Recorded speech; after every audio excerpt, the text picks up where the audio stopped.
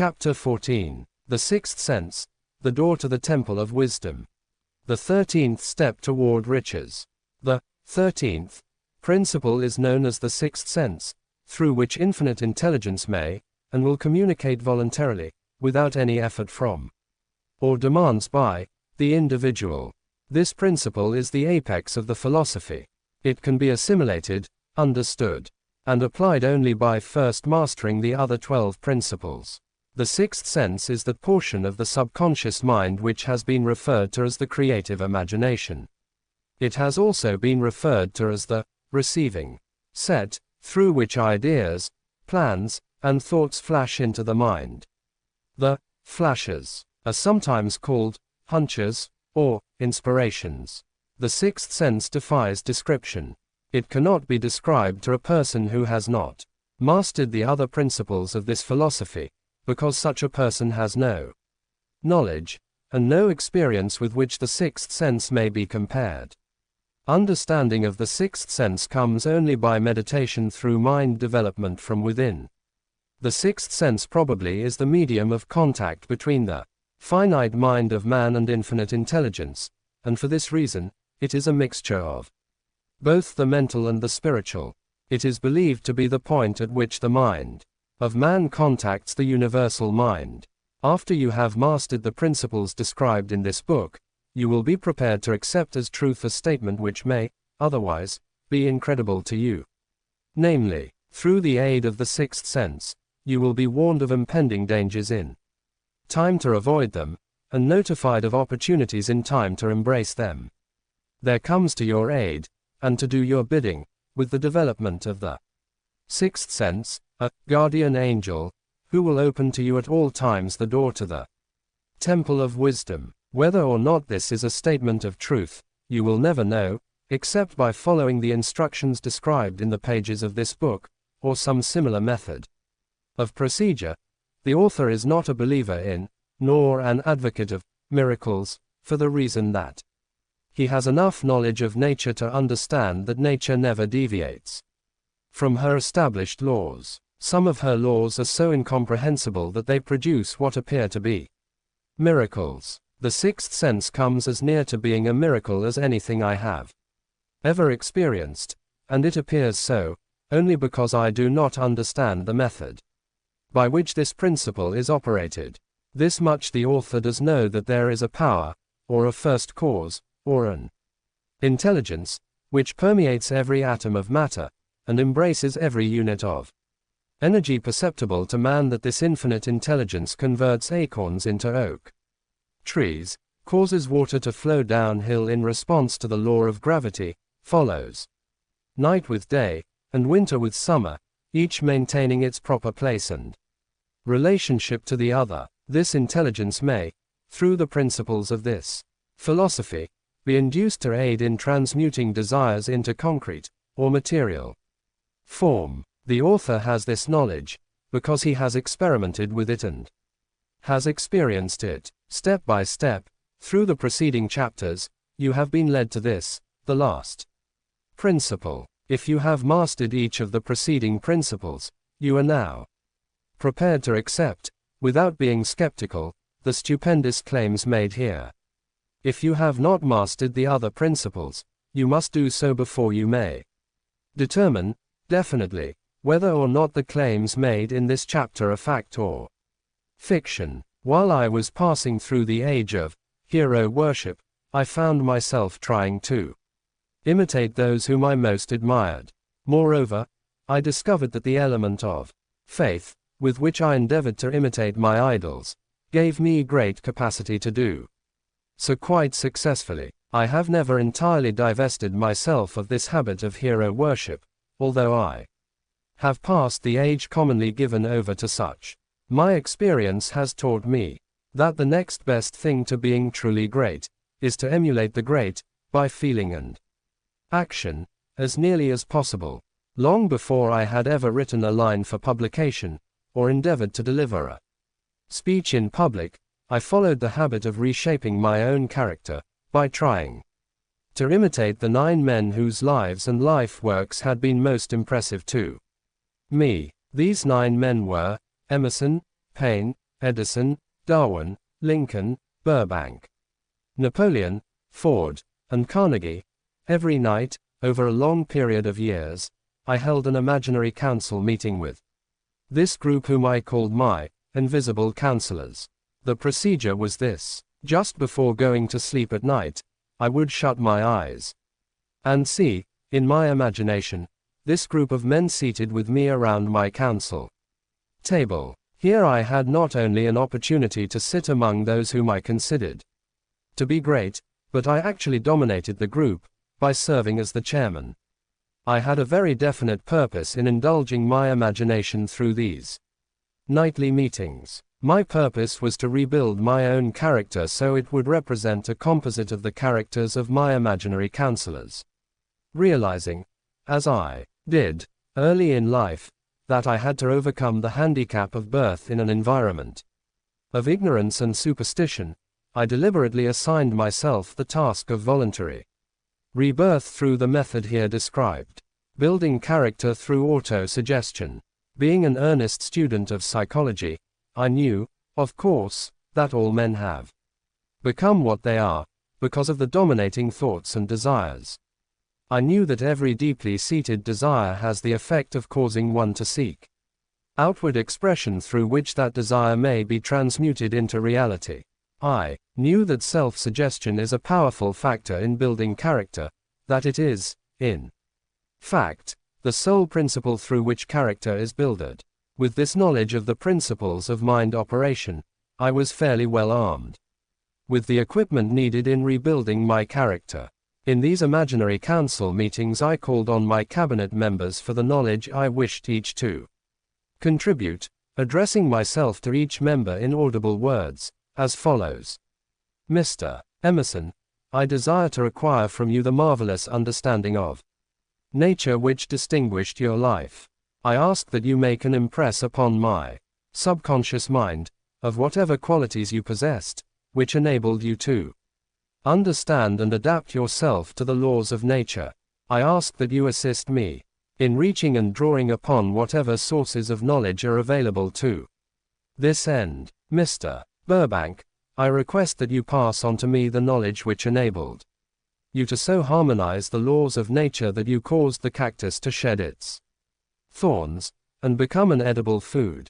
Give me access to the knowledge which enabled you to make 2 blades of grass grow where but one grew before, and helped you to blend the coloring of the flowers with more splendor and harmony, for you, alone, have successfully gilded the lily. Napoleon, I desire to acquire from you, by emulation, the marvelous ability you possess to inspire men, and to arouse them to greater and more determined spirit of action, also to acquire the spirit of enduring faith, which enabled you to turn defeat into victory, and to surmount staggering obstacles.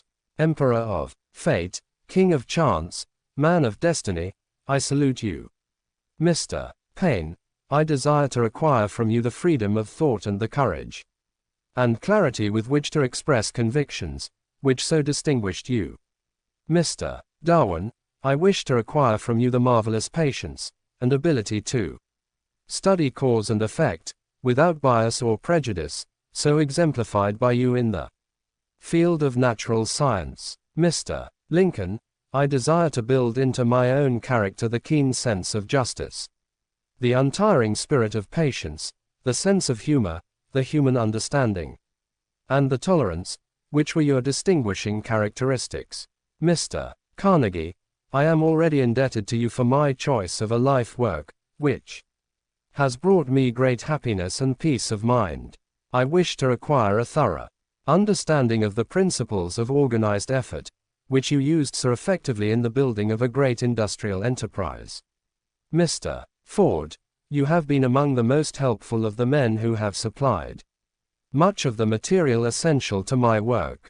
I wish to acquire your spirit of persistence, the determination, poise, and self-confidence which have enabled you to master poverty, organize, unify, and simplify human effort, so I may help others to follow in your footsteps.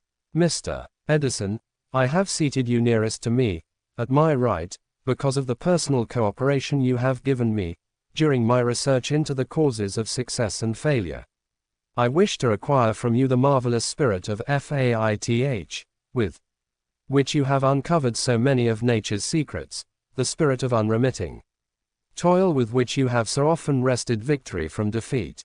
My method of addressing the members of the imaginary cabinet would vary, according to the traits of character in which I was, for the moment, most interested in acquiring. I studied the records of their lives with painstaking care. After some months of this nightly procedure, I was astounded by the discovery that these imaginary figures became apparently real.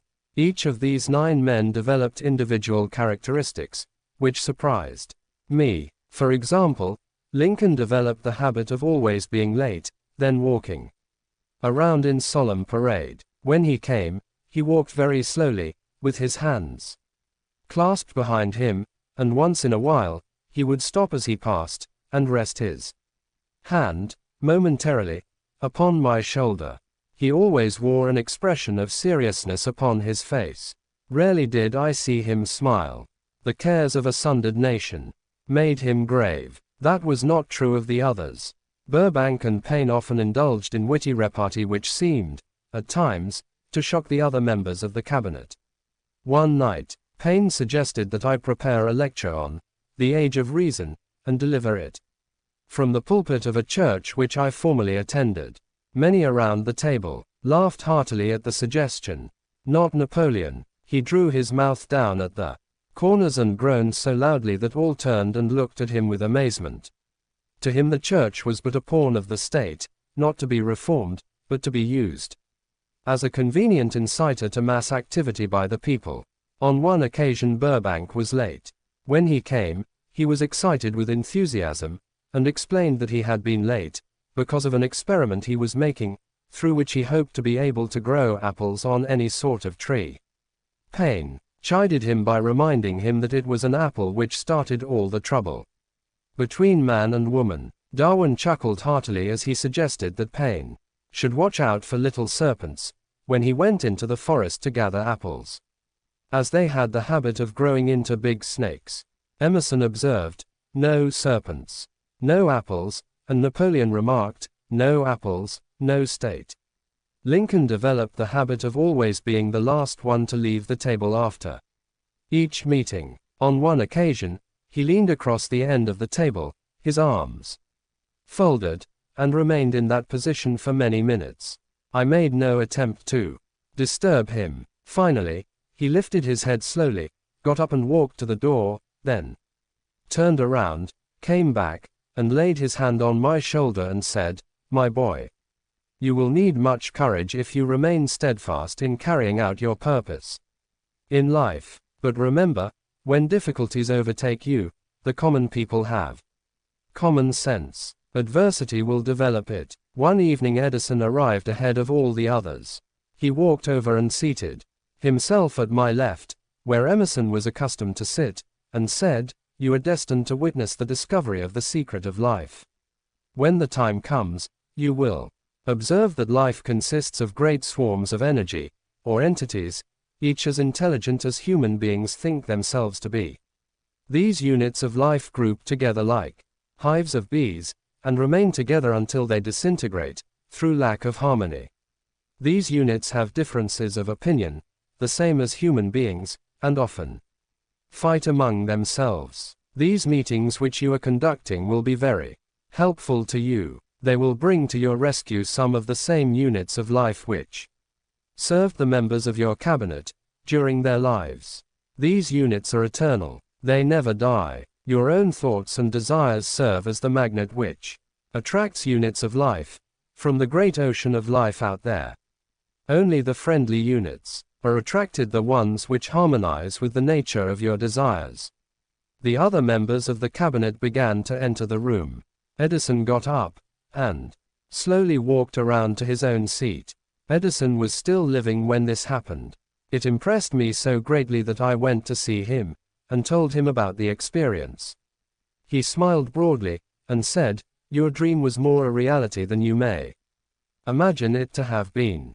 He added no further explanation to his statement. These meetings became so realistic that I became fearful of their consequences, and discontinued them for several months.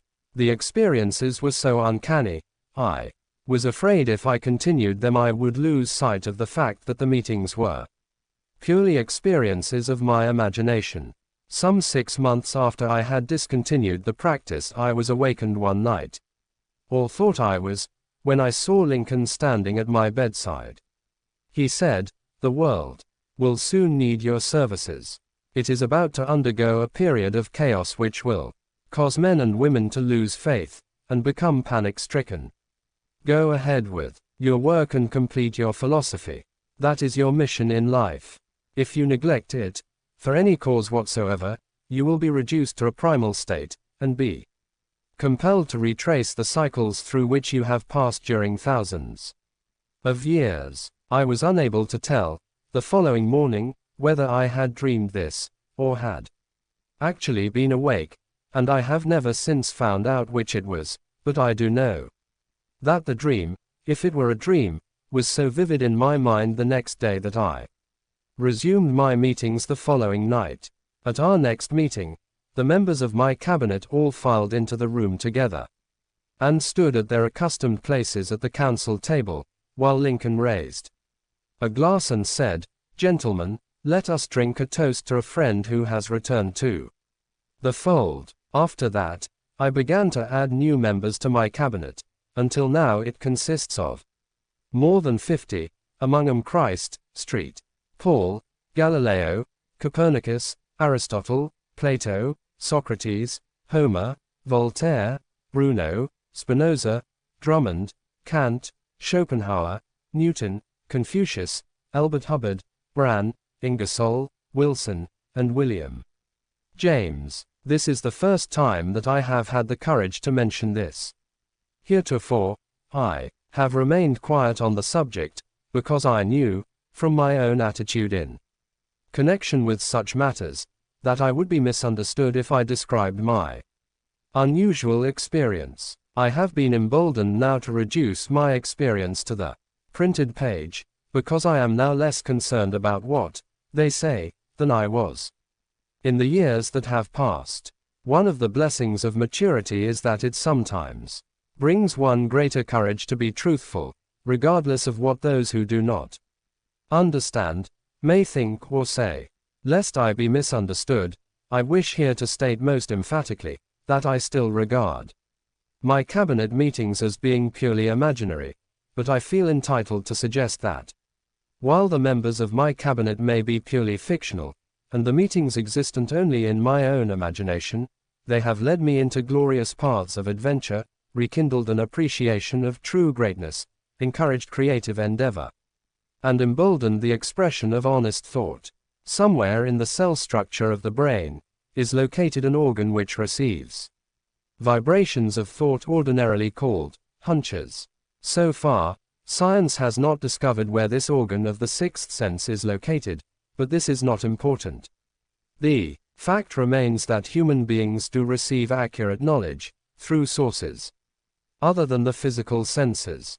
Such knowledge, generally, is received when the mind is under the influence of extraordinary stimulation. Any emergency which arouses the emotions and causes the heart to beat more rapidly than normal may, and generally does, bring the sixth sense into action. Anyone who has experienced a near accident while driving knows that on such occasions, the sixth sense often comes to one's rescue and aids, by split seconds, in avoiding the accident. These facts are mentioned preliminary to a statement of fact which I shall now make, namely, that during my meetings with the invisible counselors, I find my mind most receptive to ideas, thoughts, and knowledge which reach me through the sixth sense. I can truthfully say that I owe entirely to my invisible counselors full credit for such ideas, facts, or knowledge as I received through inspiration. On scores of occasions, when I have faced emergencies, some of them so grave that my life was in jeopardy, I have been miraculously guided past these difficulties through the influence of my invisible counselors. My original purpose in conducting council meetings with imaginary beings was solely that of impressing my own subconscious mind, through the principle of auto-suggestion, with certain characteristics which I desired to acquire. In more recent years, my experimentation has taken on an entirely different trend. I now go to my imaginary counselors with every difficult problem which confronts me and my clients. The results are often astonishing, although I do not depend entirely on this form of counsel. You, of course, have recognized that this chapter covers a subject with which a majority of people are not familiar. The sixth sense is a subject that will be of great interest and benefit to the person whose aim is to accumulate vast wealth. But it need not claim the attention of those whose desires are more modest. Henry Ford undoubtedly understands and makes practical use of the sixth sense. His vast business and financial operations make it necessary for him to understand and use this principle. The late Thomas A. Edison understood and used the sixth sense in connection with the development of inventions, especially those involving basic patents, in connection with which he had no human experience and no accumulated knowledge to guide him, as was the case while he was working on the talking machine and the moving picture machine. Nearly all great leaders, such as Napoleon, Bismarck, Joan of Arc, Christ, Buddha, Confucius, and Muhammad, understood, and probably made use of the sixth sense almost continuously. The major portion of the greatness consisted of their knowledge of this principle. The sixth sense is not something that one can take off and put on at will. Ability to use this great power comes slowly, through application of the other principles outlined in this book. Seldom does any individual come into workable knowledge of the sixth sense before the age of 40. More often the knowledge is not available until one is well past 50, and this, for the reason that the spiritual forces with which the sixth sense is so closely related, do not mature and become usable, except through years of meditation, self-examination, and serious thought. No matter who you are, or what may have been your purpose in reading this book, you can profit by it without understanding the principle described in this chapter. This is especially true if your major purpose is that of accumulation of money or other material things. The chapter on the sixth sense was included, because the book is designed for the purpose of presenting a complete philosophy by which individuals may unerringly guide themselves in attaining whatever they ask of life. The starting point of all achievement is desire. The finishing point is that brand of knowledge, which leads to understanding of self, understanding of others, understanding of the laws of nature, recognition and understanding of happiness. This sort of understanding comes in its fullness only through familiarity with, and use of the principle of the sixth sense. Hence that principle had to be included as a part of this philosophy, for the benefit of those who demand more than money. Having read the chapter, you must have observed that while reading it, you were lifted to a high level of mental stimulation. Splendid. Come back to this again a month from now, read it once more, and observe that your mind will soar to a still higher level of stimulation. Repeat this experience from time to time, giving no concern as to how much or how little you learn at the time, and eventually you will find yourself in possession of a power that will enable you to throw off discouragement, master fear, overcome procrastination, and draw freely upon your imagination. Then you will have felt the touch of that unknown something, which has been the moving spirit of every truly great thinker, leader, artist, musician, writer, statesman.